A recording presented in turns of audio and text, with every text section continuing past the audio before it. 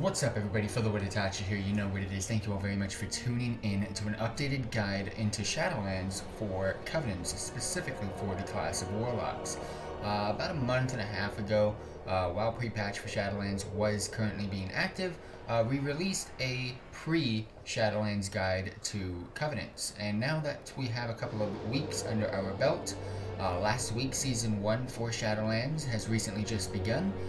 We have a little bit more in-depth and a little bit more of a feel on which Covenants are going to be the better Covenants of choice for Demonology Warlocks, Destruction Warlocks, and Affliction Warlocks in the meantime to come. For those of you tuning in, thank you all very much for tuning in. We have recently released our guides to Demonology, Destruction, and Affliction Warlocks. We are now going to be going over Covenants, and we do have a couple of other videos that we want to go ahead and cover as well, such as Soulbinds, Conduits, as well as Legendaries. So stay tuned for those to get released pretty soon. For those of you tuning in again, if you can, go ahead and subscribe on YouTube. It'd be greatly appreciated at youtube.com/FTWitachi. Subscribe for some more World of Warcraft content. We have been banging that World of Warcraft content out these past couple of weeks, and we also live stream 7 nights a week as well on Twitch and YouTube. Again, go ahead and like the video, share the video, and of course, drop a comment if you have any questions on anything that was stated within this video. As already stated earlier, go ahead and please check out our Warlock guides for Demonology, Destruction, and Affliction. They're going pretty well right now. We've been getting some great feedback as well. Thank you all very much for dropping a like, dropping a comment, and all the positive feedback.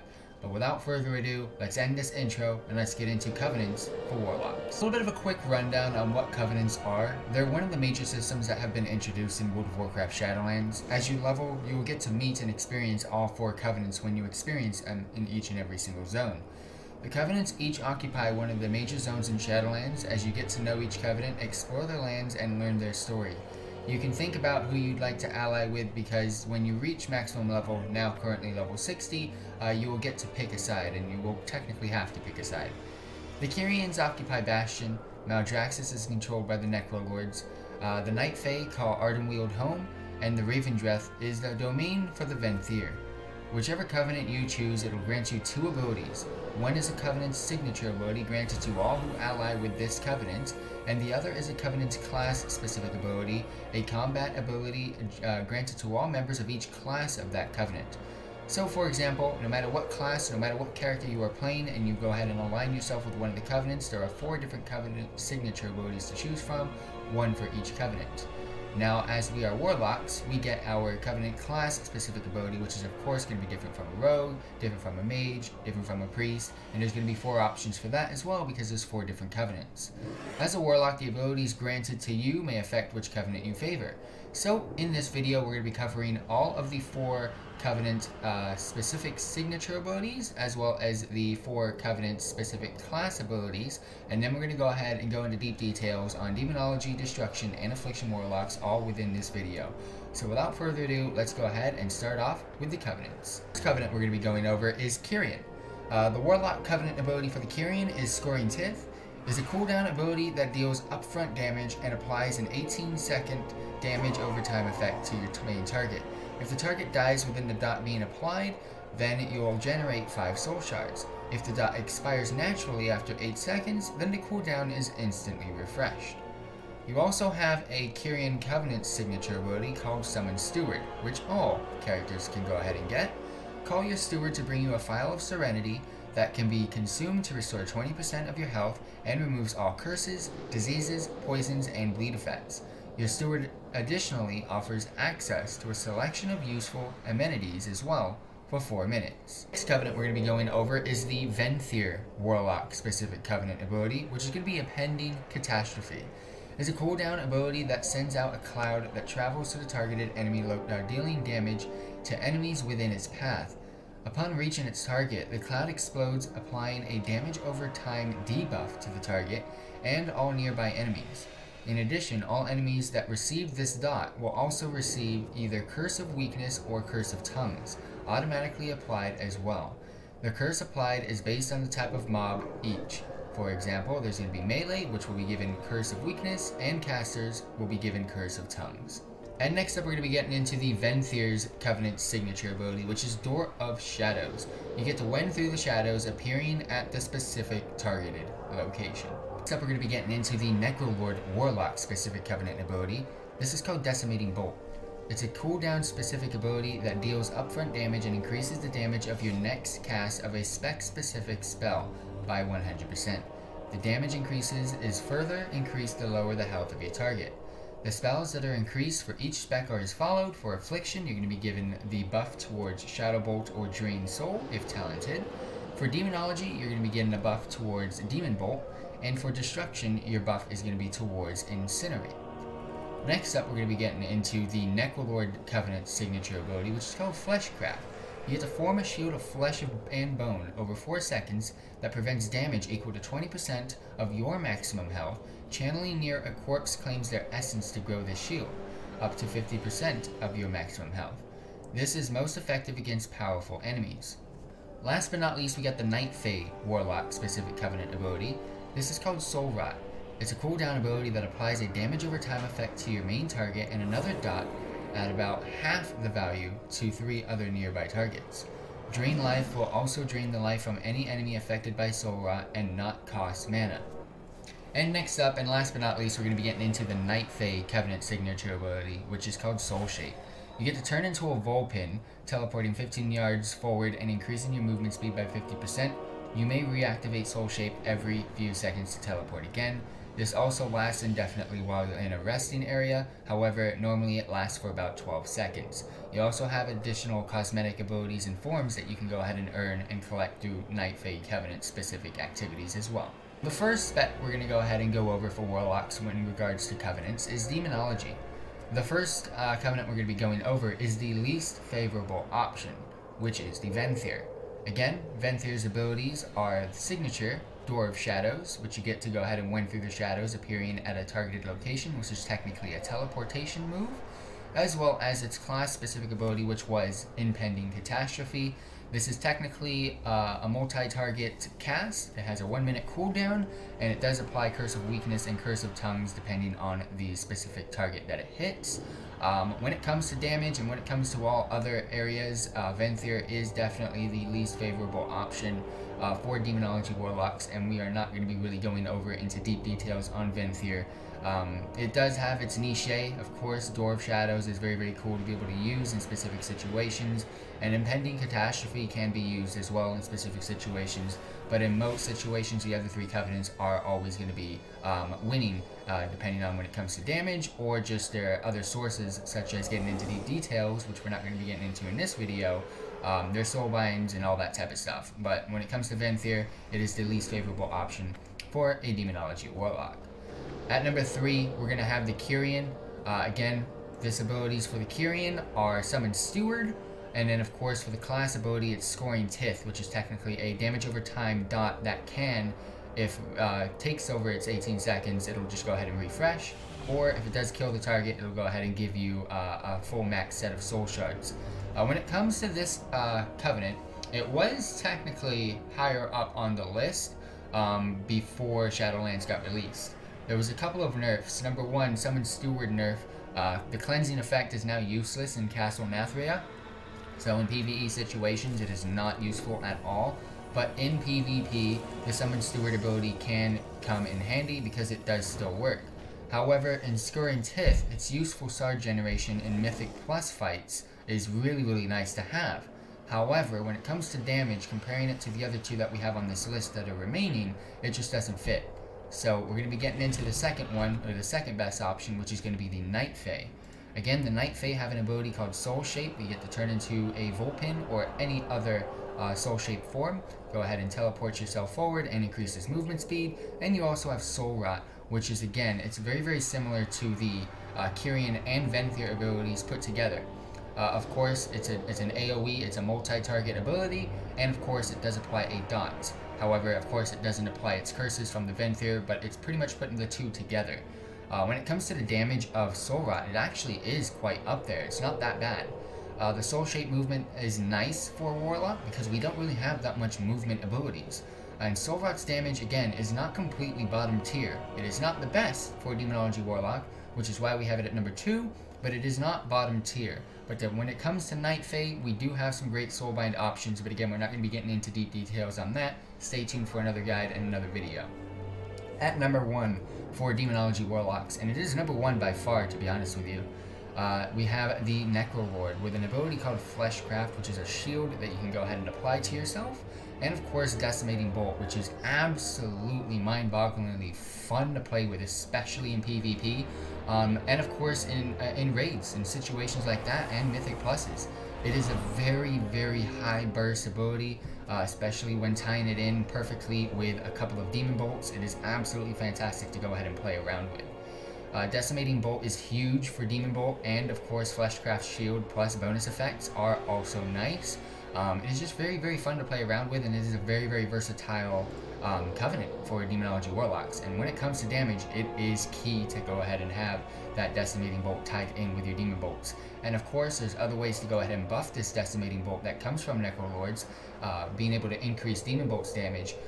There's a couple of other options from Soulbinds as well as Legendaries for sure, so stay tuned for that.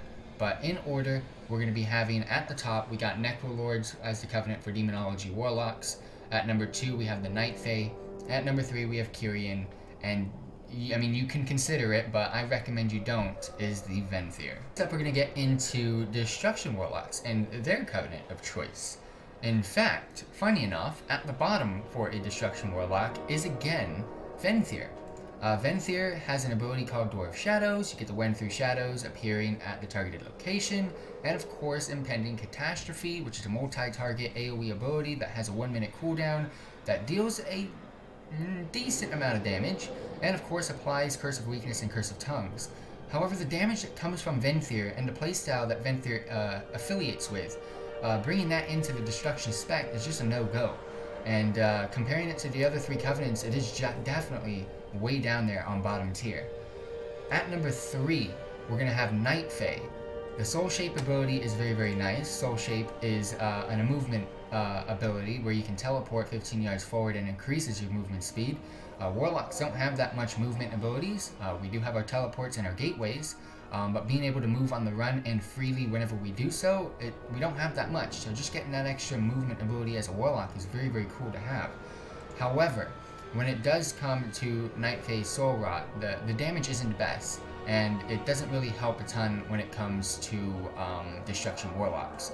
It is a multi-target ability. It does apply a dot, but overall, it's not really the best option for a Destruction Warlock.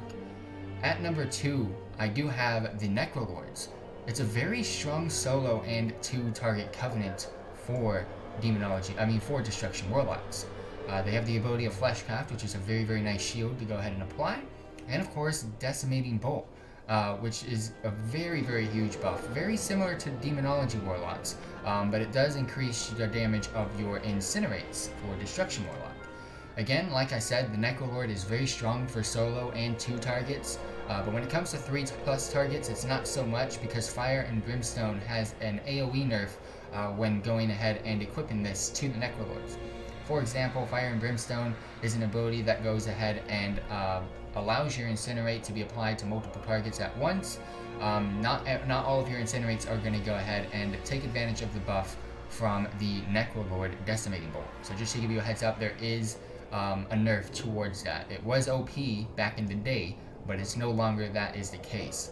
Also, Fire and Brimstone is not a talent that I usually choose for anyways, which is why the Necrolord is not really great for 3+ targets.